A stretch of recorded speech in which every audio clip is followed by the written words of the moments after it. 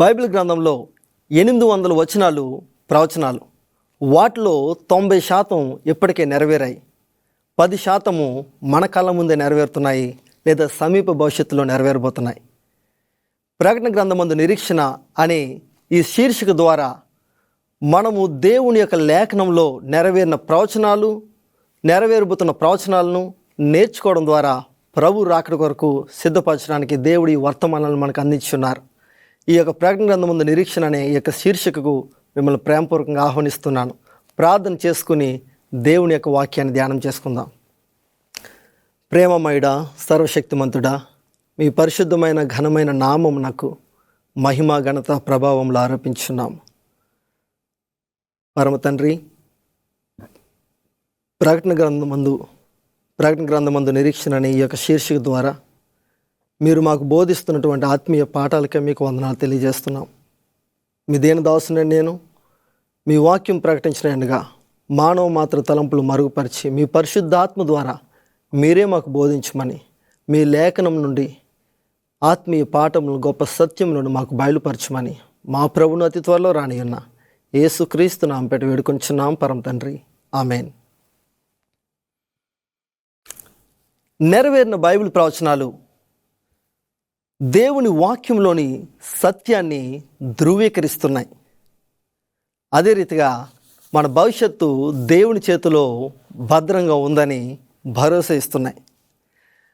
పురావస్తు శాస్త్రం ద్వారా వారు చేసినటువంటి త్రవ్వకాల్లో బయలుపడినటువంటి కొన్ని ఆధారాలను బట్టి బైబిల్ గ్రంథం వాస్తవమని చాలా రీతులుగా బైబిల్లో రాయబడినటువంటి ఈ యొక్క చరిత్ర అంతా కూడా ఇది సత్యము, ఇది నిజము అని ధృవీకరించబడింది.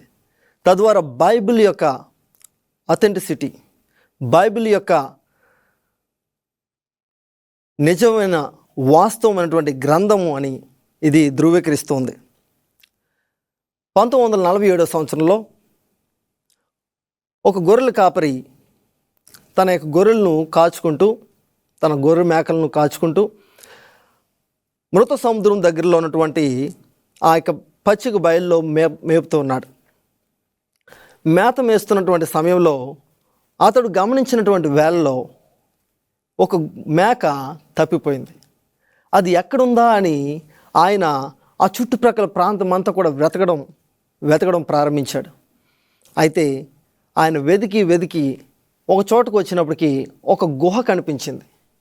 ఆ గుహలో ఒకవేళ ఆ మేక గుహ లోపలికి వెళ్ళిందేమోనని ఒక రాయి తీసుకుని దాన్ని ఆ గుహలోనికి విసిరాడు. ఆ గుహలోనికి విసిరినటువంటి ఆ రాయి శబ్దానికి అది బయటకు వస్తుందేమో అనుకున్నాడు. కానీ అక్కడ ఆ రాయి వెళ్ళి ఒక కుండ వంటి శబ్దం కలిగజేసినటువంటి పరిస్థితి ఏర్పడింది. ఆ రాయి వెళ్ళి ఒకదానికి తగలగానే ఒక కుండ పగిలినట్లుగా అనిపించింది. మరల ఇంకో రాయి తీసుకున్నాడు. మరొక రాయి కూడా అదే రీతిగా కుండ పగిలినట్లుగా శబ్దం వచ్చింది. అలా ఆయన 2-3 రాయిలు తీసుకుని ఆ యొక్క గుహలోకి విసిరితే కొండలు పగులుతున్నాయి. అయితే ఇందులో ఏముంది, ఏయో కొండలు ఉన్నట్టున్నాయని వెళ్ళి తన యొక్క స్నేహితుని తీసుకుని వచ్చాడు మొహమ్మద్ అనే ఈ వ్యక్తి.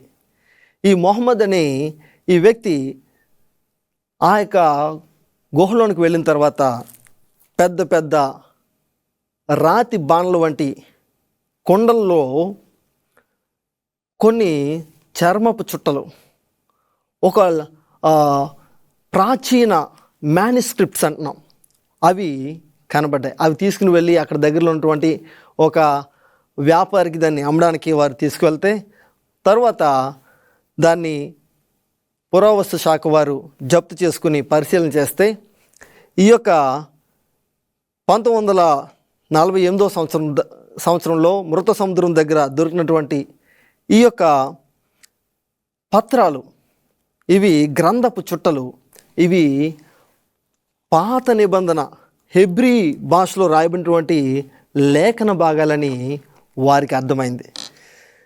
ఈ యొక్క మ్యానుస్క్రిప్ట్స్ ఏం తెలియజేస్తున్నాయంటే దేవుని వాక్యం యొక్క వాస్తవత్వాన్ని, దేవుని యొక్క వాక్యము నిజమైనదని, ఇదేదో మానవ కల్పితంగా ఎవరో తర్వాత కాలంలో ఈ మోడర్న్ వరల్డ్లో రాసినట్టుగా కొందరు భావిస్తున్నారు. కానీ అది కాదు. ఇవి పురాతన కాలం నుండి దేవుడు ఆయన ప్రవక్తలను ఉపయోగించుకుని రాశారని, అవి దేవుని యొక్క వాక్యంలో కొన్ని కొందరు ఆరోపిస్తున్న రీతిగా కొన్ని మార్పులు చేర్పులు చేసేశారు అని కొందరు చెప్తున్న దానికి, వారి యొక్క మాటలను కొట్టిపారేయడానికి ఈ యొక్క వాక్యము గ్రంథపు చుట్టలు క్రీస్తు పూర్వం 150-170 సంవత్సరాల్లో రాసినటువంటి గ్రంథపు చుట్టలని తేలింది. అయితే ఈ గ్రంథపు చుట్టలు దేవుని యొక్క వాక్యాన్ని ధృవీకరించాయి. బైబిల్ గ్రంథం అంతా మనం పరిశీలన చేసినట్లయితే పరిశుద్ధ గ్రంథము దాని యొక్క సమన్వయ ఐక్యతను ప్రదర్శిస్తున్నట్లుగా మనం చూడగలం. ప్రకృతిలాగే బైబిల్ కూడా సృష్టికర్త యొక్క దేవుని యొక్క ఆలోచనలను, భావాలను వెల్లడిపరుస్తుంది. ప్రకృతి జనరల్ రెవల్యూషన్ అని మనం తెలుసుకుని ఉన్నాం. సాధారణ ప్రకటన, ప్రత్యక్షత. ప్రకృతి దేవుని గురించి సాక్ష్యం ఇస్తుంది. అది ప్రతి మానవాళికి కూడా దేవుడు ప్రకృతి ద్వారా సృష్టికర్తను గూర్చినటువంటి ఆలోచన రావాలని దేవుడు ఉద్దేశించారు. ఆ తర్వాత దేవుడు ఒక స్పెషల్ రెవల్యూషన్గా, ఒక ప్రత్యేక ప్రత్యక్షత ప్రకటనగా దేవుడు ఈ పరిశుద్ధ గ్రంథాన్ని మన కొరకు, రాబోయే తరాల కొరకు ఉండాలని వ్రాయించారు. ఈ యొక్క వాక్యము సృష్టికర్త యొక్క సంరక్షణను, సృష్టికర్త యొక్క ప్రణాళికలను మనకు బయలుపరుస్తున్నాయి. మన సృష్టికర్త అయిన దేవుడు, ఆయన యేసుక్రీస్తు వారు అని వాక్యము, లేఖనము, ప్రకృతి ప్రత్యక్షపరుస్తున్నాయి. మన సృష్టికర్త అయిన దేవుడు, ఆయన మన సృష్టికర్త మాత్రమే కాదు, మన యొక్క సంరక్షకుడు కూడా, మన యొక్క పోషకుడని లేఖనం సెలవిస్తున్నది.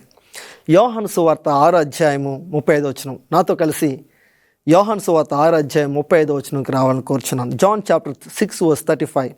అందుకు యేసు వారితో ఇట్లనెను, జీవాహారము నేనే, నా యొద్దకు వచ్చువాడు ఏ మాత్రమును ఆకలి కొనడు, నా యందు విశ్వాసం ఉంచువాడు ఎప్పుడునూ దప్పికొనడు. యేసుక్రీస్తు ప్రభువారు నేనే జీవాహారం. ఆ వాక్యము శరీరధారి అయి కృపాసత్య సంపూర్ణుడిగా మన మధ్య నివసించను. యేసుక్రీస్తు ప్రభువారు సెలవిచ్చున్నారు. మత్తయి సువార్త 4:4. Matthew chapter 4:4. మత్తయి సువార్త 4:4 మనం చూసినట్లయితే, మనుష్యుడు రొట్టె వలన మాత్రము కాదు కానీ దేవుని నోటి నుండి వచ్చే ప్రతి మాట వలనను జీవించును అని యేసుక్రీస్తు ప్రభువు సెలవిచ్చున్నారు. దేవుని యొక్క వాక్యము మనలను బ్రతికిస్తుంది. నీ వాక్యము నన్ను బ్రతికించుచున్నదని కీర్తనకారుడు తెలియజేస్తున్నాడు. దేవుని యొక్క వాక్యము మనల్ని బ్రతికిస్తుంది, మనల్ని బలపరుస్తుంది. ద్వితీయోపదేశకాండము 32:2 మనం చూసినట్లయితే, డ్యూటరానమీ చాప్టర్ 32:2. నా ఉపదేశము వానవలే కురియును, నా వాక్యము మంచు వలెను, లేత గడ్డి మీద పడు చినుకుల వలెను, పచ్చిక మీద కురియు వర్షము వలెను ఉండును. దేవుడు మన యొక్క పోషకుడని వాక్యము బయలుపరుస్తుంది. ఆయన మనకు ఆయన జీవాహారం అనుగ్రహిస్తున్నారు. ఆయన యొక్క వాక్యపు వెలుగులో మనం వీటిని చూసినట్లయితే దేవుడు అంటున్నారు, మై డాక్ట్రిన్, నా ఉపదేశము వాన వలె కురియును. వాన కురిసినప్పుడు ఆ మట్టి, ఎండి ఉన్నటువంటి మట్టిలో విత్తనములు మొలకెత్తడానికి ఏ రీతిగా అయితే అది సహకరిస్తుందో, పంటలు పండించడానికి దోహదపడుతుందో, అదే రీతిగా దేవుని యొక్క వాక్యము మన జీవితంలో విశ్వాసమును పోషిస్తుంది, విశ్వాసమును పెంచుతూ ఉంది. యేసుక్రీస్తు ప్రభువు సెలవిచ్చున్నారు. కీర్తన గ్రంథము 32వ కీర్తన 8వ. Psalm 32:8. నీకు ఉపదేశం చేసేదను, నీవు నడువలసిన మార్గమును నీకు బోధించేదను, నీ మీద దృష్టి ఉంచి నీకు ఆలోచన చెప్పేదను. యేసుక్రీస్తు ప్రభువు సెలవిస్తున్నారు, నేను నీకు ఉపదేశం చేస్తాను, నేను నిన్ను గైడ్ చేస్తాను, నేను నిన్ను నడిపిస్తాను, నా కనుదృష్టి నీ మీద ఉంచి నిన్ను నడిపిస్తానని దేవుడు వాగ్దానం చేస్తున్నారు. ప్రకటన గ్రంథము 22:12 మనం చూసినట్లయితే, రెవల్యూషన్ చాప్టర్ 22:17. దప్పిగొనిన వాణి రానిమ్ము, ఇచ్చయించు వాణ్ణి జీవజలమును ఉచితంగా పుచ్చుకొననిమ్ము. యేసుక్రీస్తు ప్రభువారు దప్పిగొనినటువంటి మనలను, ఈ లోకంలో నిరాశ నిస్పృహలో ఉన్నటువంటి మనలను ఆయన వాక్యం వద్దకు వచ్చి ఆయన దగ్గరకు వచ్చినట్లయితే ఆయన జీవ జలమును ఉచితంగా అనుగ్రహిస్తానని వాగ్దానం చేస్తున్నారు. అదే రీతిగా యోహాను సువార్త 8:12 మనం చూసినట్లయితే జాన్ చాప్టర్ 8:12 మరల యేసు, నేను లోకమునకు వెలుగును, నన్ను వెంబడించువాడు చీకటిలో నడువక జీవపు వెలుగు కలిగి ఉండునని వారితో చెప్పాను.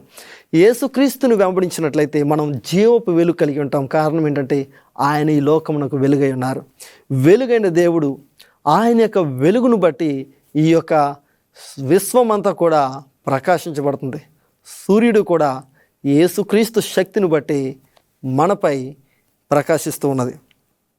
యేసుక్రీస్తు ప్రభువారు మన సృష్టికర్త. కీర్తన గ్రంథము 61వ కీర్తన 3-4 మనం చూసినట్లయితే Psalm 61 verses 3 and 4 నీవు నాకు ఆశ్రయముగా ఉంటివి, శత్రువులు ఎదుట బలమైన కోటగా నుంటివి. యుగ యుగములు నేను నీ గుడారంలో నివసించదును, నీ రెక్కల చాటున దాక్కొందును. గత కార్యక్రమంలో మనం నేర్చుకుని ఉన్నాం, ఈ లోకంలో జరుగుతున్నటువంటి భయంకరమైన పరిణామాలకు, భయంకరమైనటువంటి పరిస్థితులకు గుండా మనం వెళ్తున్నప్పుడు, ఈ లోకంలో ఎటు చూస్తున్న ఆందోళనకరంగా భయంకరంగా ఉన్నటువంటి పరిస్థితులు నెలకొంటుండగా దేవుని యొక్క వాక్యము మనకు ఆదరణ కలిగిస్తుంది. దేవుని యొక్క వాక్యంలో మనం గమనించినట్లయితే కీర్తనకారుడు తెలియజేస్తున్నాడు, నీవు నాకు ఆశ్రయముగా ఉంటివి. దేవుడు మనకు ఆశ్రయ దుర్గమై ఉన్నారు. దేవుల్లో మనము నిరీక్షణ పొందుకోగలము. ఆయన బలమైన కోటగా ఉండి మనల్ని నడిపించు దేవుడు. కాబట్టి మనం ఆయన గుడారములో, ఆయన సన్నిధిలో చేరినట్లయితే, ఆయన యొక్క మందిరానికి ప్రతి విశ్రాంతి దినమున ఆయన సన్నిధిలో చేరినప్పుడు ఆయన వాక్యము ద్వారా, ఆయన యొక్క సన్నిధిలో, ఆయన సంరక్షణలో మనను నడిపించే దేవుడు. అదే రీతిగా కీర్తనకారుడు అన్నాడు, నీ రెక్కల చాటును దాక్కొందును. ఈ లోకంలో భయంకరమైన పరిణామాలు చోటు చేసుకుంటుండగా దేవుని యందు భయభక్తులు గల వారికి దేవుడే గొప్ప సంరక్షకుడై ఉన్నారు, గొప్ప ఆశ్రయదుర్గమై ఉన్నారు. ఆయన్ని మనం ఆశ్రయించినట్లయితే మనం నిశ్చింతగా నిర్భయంగా ఉండగలం. కీర్తన 61వ కీర్తన 2వ మనం చూస్తే Psalm 61 verse 2 నా ప్రాణము తల్లడిల్లగా భూదిగంతముల నుండి నీకు మొరపెట్టుచున్నాను, నేను ఎక్కలేనంత ఎత్తైన కొండపైకి నన్ను ఎక్కించుము. మన ప్రాణం తల్లడిల్లినప్పుడు కీర్తనకారుని వలె మనము కూడా దేవుని వైపు తిరిగి, మన ప్రాణం తల్లడిల్లినప్పుడు దేవునికి ప్రార్థన చేసినప్పుడు, మన సృష్టికర్త అయిన దేవుడు, మన యొక్క పోషకుడైన దేవుడు, మన విమోచకుడైన దేవుడు మనలను ఆదరిస్తారు, భద్రపరుస్తారు, సంరక్షిస్తారు. మన ఈ భూగ్రహంపై మనకున్నటువంటి సమస్యలకు పరిష్కారం ఎలా పొందుకోగలము అంటే, దేవునికి మన యొక్క భూగ్రహం పట్ల ప్రణాళిక ఉన్నదా అనే మన గత కార్యక్రమం యొక్క ప్రశ్నకు జవాబుగా, సృష్టికర్త అయిన దేవునికి మనందరి పట్ల గొప్ప ప్రణాళిక ఉన్నదని దేవుని యొక్క వాక్యమైన బైబిల్ గ్రంథము భరోసా ఇస్తుంది. రోమీలు రాసిన పత్రిక 15వ అధ్యాయము 4వ వచనం, Romans chapter 15 verse 4 Romans chapter 15 verse 4 ఏలయనగా ఓర్పు వలనను లేఖనముల వలని ఆదరణ వలనను మనకు నిరీక్షణ కలుగుటకై పూర్వమందు రాయబడినవన్నీ మనకు బోధ కలుగు నిమిత్తము రాయబడి ఉన్నవి. ఈ వాక్యంలో రాయబడినవన్నీ కూడా మనకు ఓర్పును, నిరీక్షణను, ఆదరణను కలిగిస్తున్నాయి. కాబట్టి ఈ వాక్యం ద్వారా దేవుని ప్రణాళికలు ఏమిటో మనం అర్థం చేసుకోగలము. ఈ యొక్క ప్రకటన గ్రంథం ముందు నిరీక్షణ అని ఈ శీర్షిక ద్వారా ప్రకటన గ్రంథంలో ఉన్నటువంటి సత్యాలను మనం చదువుతున్నప్పుడు నిజంగానే మనకు గొప్ప ఆదరణ కలుగుతుంది, గొప్ప నిరీక్షణ కలుగుతుంది. ఇవన్నీ మన కొరకు ముందుగానే దేవుడు రాయించారు. తద్వారా మనం తెలుసుకుని, నేర్చుకుని మనము గొప్ప నిరీక్షణ పొందుకుంటామని. యోహాను సువార్త 14వ అధ్యాయం 2-3 వచనంలో మనం చూస్తే, జాన్ చాప్టర్ 14 verses 2 and 3 మీకు స్థలము సిద్ధపరచి వెళుచున్నాను, నేను వెళ్ళి మీకు స్థలము సిద్ధపరిచిన ఎడల నేనుండు స్థలంలో మీరును ఉండులాగున మరలా వచ్చి నా యొద్ద నుండుటకు మిమ్మును తీసుకొని పోవుదును. ఇది యేసుక్రీస్తు ప్రభువారు ఆయన శిష్యులకు ఇచ్చిన వాగ్దానము. ఈనాడు ఆయన విశ్వాసులమైన, ఆయన బిడ్డలమైన మనకు ఇస్తూ ఉన్నారు. ఆయన ఇస్తున్న భరోసా ఏమిటంటే, నేను మీకు స్థలం సిద్ధపరుస్తున్నాను, నేను మీకు పరలోక గృహాన్ని, గొప్ప గొప్ప భవనాలను మన కొరకు ఆయన నిర్మిస్తూ ఉన్నారు.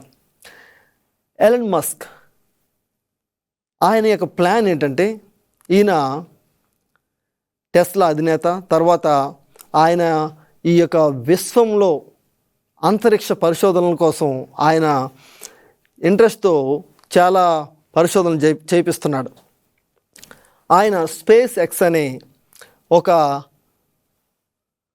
టీంని తయారు చేసి దాని ద్వారా నాసా వారితో చేతులు కలిపి వారు స్పేస్ ఎక్స్ టీమ్గా వారు పనిచేస్తున్నారు. వారి యొక్క మిషన్ ఏంటంటే మార్స్ మిషన్ 2050. మార్స్ మిషన్ 2050 2050 సంవత్సరం కల్లా ఈ భూమి మీద ఉన్నటువంటి మానవులను 10 లక్షల మంది మానవులను మార్స్ గ్రహానికి తరలించే ప్లాన్ వేస్తున్నారు. దానికోసం స్టార్ షిప్స్ తయారు చేస్తున్నారు. మానవుల్ని ఆ యొక్క we should be multi planetary beings అని ఆయన తీసుకొచ్చినటువంటి నినాదం ద్వారా ఈ భూగ్రహం ఏదో రోజు నాశనం కాబోతుంది. అది ఏదో కారణం చేత నాశనం కాబోతుంది. కాబట్టి ఏ గ్రహ శకలాలు వచ్చి తగలడం ద్వారానో, ఆస్ట్రాయిడ్స్ ద్వారా, లేదా ఏదో రీతిగా నాశనం కాబోతుందని వారు అనుకుంటున్నారు. కానీ యేసుక్రీస్తు ప్రభువు వారు చెప్పినటువంటి వాగ్దానాలను వారు సంపూర్ణంగా గ్రహించలేకపోతున్నారు. కాబట్టి ఈ భూగ్రహం మీద నుండి మానవుల్ని వేరే గ్రహానికి ట్రాన్స్పోర్ట్ చేయాలి అని మార్స్ మీద కొన్ని నిర్మించడానికి ప్లాన్ వేస్తున్నారు. అక్కడికి కనీసం 10 లక్షల మందిని 2050 సంవత్సరం కల్లా పంపించాలని ప్లాన్ చేస్తున్నారు. దీన్ని చూస్తుంటే నాకు ఒక విషయం గుర్తొస్తుంది. అదేంటంటే టవర్ ఆఫ్ బాబెల్ గోపురాన్ని ఒకసారి గుర్తెచ్చుకోండి. వారు ఎందుకు బాబెల్ గోపురం కట్టారు? దేవుని యొక్క వాగ్దానాన్ని నమ్మకపోవడం చేతనే కదా. దేవుడు అన్నారు, ఆ యొక్క రెయిన్బో ఇచ్చి నోవాహుకు అతని యొక్క సంతతికి వాగ్దానం చేస్తున్నారు. మరలా ఈ భూమిని జలప్రలయం ద్వారా సమస్త భూమండలాన్ని జలప్రలయం ద్వారా నాశనం చేయనని చెప్పి ఉన్నారు దేవుడు. కానీ వారు దేవుడిచ్చిన వాగ్దానాన్ని వారు నమ్మలేదు. యేసుక్రీస్తు ప్రభువారు ఈ కడవరి కాలంలో మనకిస్తున్న వాగ్దానం ఏమిటి? నేను మీకు స్థలం సిద్ధపరచి వెళుచున్నాను, నేను స్థలం సిద్ధపరిచినలా నేనుండి చోటన మీరును ఉండిలాగున ఆ పరలోకంలో మీకు స్థలం సిద్ధపరచని నేను వెళ్తున్నాను, మరలా వస్తానని యేసుక్రీస్తు ప్రభువారు వాగ్దానం చేస్తున్నారు. ఆయన వాగ్దానాన్ని నమ్మకుండా టవర్ ఆఫ్ బాబెల్ గోపురాన్ని నిర్మించినటువంటి వారి వలె ఈనాడు చాలామంది అదే ప్రణాళికలు వేస్తూ ఉన్నారు. దేవుని యొక్క వాగ్దానాలను నమ్మకపోవడం చేతనే కదా. నేను దేవుని వాగ్దానాలను నమ్ముతున్నావా ప్రియ సహోదరుడా? నీవు దేవుని వాగ్దానాలని నమ్ముతున్నావా ప్రియ సహోదరి? నీవు దేవుని యొక్క వాక్యంపై నమ్మకం ఉంచుతున్నావా? యేసుక్రీస్తు ప్రభువారు అతి త్వరలో రాని ఉన్నారు. ఆయన రాకడ కొరకు సిద్ధపడాలని మనం కోరుతున్నారు. కొరింథీయులకు రాసిన పత్రిక 2:9 1 Corinthians chapter 2:9 ఇందును గూర్చి దేవుడు తను ప్రేమించు వారి కొరకు ఏవి సిద్ధపరిచినో అవి కంటికి కనబడలేదు, చెవికి వినబడలేదు, మనుష్య హృదయమునకు గోచరము కాలేదు అని వ్రాయబడి ఉన్నది. దేవుడు ఆయన ప్రేమించు వారి కొరకు, ఆయన ప్రేమించిన మన కొరకు ఆయన ఏం సిద్ధపరుస్తున్నారో మనకు కొన్నిసార్లు మన ఊహకు మించినవి కనుక మన కంటి పనుదృష్టి కనబడవు. అవి ఇప్పుడు విశ్వంలో చాలా పరిశోధనలు చేస్తూ హబుల్ టెలిస్కోప్ ద్వారా కొన్ని నక్షత్రాలని పరిశీలన చేస్తుంటే ఇంకా మనకు తెలియవలసింది ఇంకా చాలా ఉంది. ఈ విశ్వంలో మనకు ఇప్పటి వరకు తెలిసిన దానికంటే ఇంకా మనం తెలుసుకోవాల్సింది చాలా ఉందంటున్నారు. దేవుడు మనకు సిద్ధపరిచినవి మనకు కనబడకపోవచ్చు. అటువంటి పెద్ద హబుల్ టెలిస్కోప్కే కనబడలేనప్పుడు మనకెలా కనిపిస్తాయి? కనిపించకపోవచ్చు. కానీ దేవుడు మన కొరకు సిద్ధపరుస్తున్నవి ఎన్నో గొప్ప విషయాలను పరలోకంలో సిద్ధపరుస్తున్నారు. ఆయన మన కొరకు కలిగిన ప్రణాళికలు మనము ఏ రీతిగా అర్థం చేసుకోవాలంటే, ప్రకటన గ్రంథంలో దేవుడు ఆయన ప్రణాళికలను, ఆయన ఎటువంటి గొప్ప విషయాలను మన కొరకు సిద్ధపరుస్తున్నారో ఆయన ప్రకటన గ్రంథం ద్వారా బయలుపరుస్తున్నారు. ప్రకటన అనే పదానికి అర్థము బయలుపరచడం లేదా విప్పడం అని అర్థం. The word revolution means revealing or unfolding. ప్రకటన అనే మాటకు అర్థము బయలుపరచడం. ఆయనే పరలోకంలో జరుగుతున్న విషయాలను ప్రకటన గ్రంథం ద్వారా ఆయన మన కొరకు ఏమి సిద్ధపరుస్తున్నారో మనకు బయలుపరుస్తున్నారు. రెవల్యూషన్ చాప్టర్ 1:1, ప్రకటన గ్రంథము 1:1. యేసుక్రీస్తు తన దాసులకు కనుపరచుటకు దేవుడు ఆయనకు అనుగ్రహించిన ప్రత్యక్షత, ఈ సంగతులు త్వరలో సంభవింపనయున్నవి. ఆయన తన దూత ద్వారా వర్తమానం పంపి తన దాసుడైన యోహానుకు వాటిని సూచించెను. ఇక్కడ మనం గమనించినట్లయితే దేవుడు ప్రకటన గ్రంథంలో తండ్రి అయిన దేవుడు కుమారుడైన యేసుక్రీస్తు ప్రభువారికి, అంటే పరలోకంలో విషయాలను తండ్రి కుమార పరిశుద్ధాత్మ వారు వారి రోల్స్ను వారు నిర్వహిస్తూ, తండ్రి అయిన దేవుడు ఆయన కుమారుడైన యేసుక్రీస్తు వారికి పరలోక విషయాల ద్వారా మనకు బయలుపరుస్తూ, ఆయన ద్వారా దూత ద్వారా యోహానుకు బయలుపరిచి మనకు అందిస్తూ ఉన్నారు. ప్రకటన గ్రంథము 22:10 మనం చూస్తే రెవల్యూషన్ చాప్టర్ 22:10, మరియు అతడు నాతో ఇలాగ చెప్పెను, ఈ గ్రంథమందున్న ప్రవచన వాక్యములకు ముద్ర వేయవలదు, కాలము సమీపమై ఉన్నది. ఇక్కడ ఒక మాటను మనం గమనిస్తున్నాము. దేవుడు ఈ యొక్క గ్రంథానికి ముద్ర వేయొద్దని చెబుతున్నారు. ముద్ర వేయడం అంటే అవి అర్థం కాకుండా నిలిపివేయడు. కానీ దేవుడు ఈ ప్రవచన వాక్యములకు ముద్ర వేయొద్దని యోహానుకి చెప్పి ఉన్నారు. కారణం ఏంటంటే కాలము సమీపమై ఉన్నది, అన్నిటి అంతము సమీపమై ఉన్నదని లేఖనం బోధిస్తుంది. కాలము సమీపమై ఉన్నది. దేవుడు ఆయన యొక్క గొప్ప కార్యాలను ఈ కడవరి కాలంలో మన కొరకు సిద్ధపరిచి బయలుపరిచున్నారు. The Christ who gave the revelation gave it to you because he wants you to understand it. ఈ ప్రకటన గ్రంథాన్ని యేసుక్రీస్తు వారు నీకు నాకు అనుగ్రహించినారు. కారణం ఏంటంటే నీవు నేను దాన్ని అర్థం చేసుకోవాలని ఆయన కోరుతున్నారు. ఆయన మన కొరకు బయలుపరిచిన వాటిని మనం అర్థం చేసుకోవడం ద్వారా ఆయన ప్రణాళికలను మనం అర్థం చేసుకోగలుగుతాము. తద్వారా ఆయన కొరకు, ఆయన రాజ్యం కొరకు మనం సిద్ధపడగలుగుతాము. ప్రకటన గ్రంథం 1:1 మరొకసారి చదువుకుందాం. యేసుక్రీస్తు తన దాసులకు కనుపరచుటకు దేవుడు ఆయనకు అనుగ్రహించిన ప్రత్యక్షత. ఇక్కడ మనం గమనించినట్లయితే ఇంగ్లీష్లో it is the revolution of Jesus Christ అనే మాటను, the revolution of Jesus Christ అనే మాటను మనం చూస్తున్నాం. ఇది యేసుక్రీస్తు ప్రత్యక్షత. దేవుడు ఆయన బయలుపరుచుకుంటూ ఉన్నారు. ఆయన బయలుపరుచుకుంటున్నప్పుడు ఆయన గురించి మనం తెలుసుకుందాం. ఆయన మనకు పట్ల కలిగిన ప్రణాళికలు మనం నేర్చుకుందాము. ఆ రీతిగా ఉండడానికి, ఆ రీతిగా నేర్చుకోవడం ద్వారా మనం ప్రభు రాకడ కొరకు సిద్ధపడడానికి ఇది ఎంతగానో మనకు సహకరిస్తుంది. దేవుడు ఈ యొక్క ప్రకటన గ్రంథ ధ్యానాల ద్వారా, రాబోయే వర్తమానాల ద్వారా ఇంకా మరిన్ని లోతైన విషయాలు మనం నేర్చుకుందాము. దేవుని రాకడ కొరకు సిద్ధపడదాము. ప్రకటన గ్రంథం నిరీక్షణ కార్యక్రమాలు చూస్తుండండి. దేవుడు మిమ్మల్ని దీవించును గాక. May God bless you.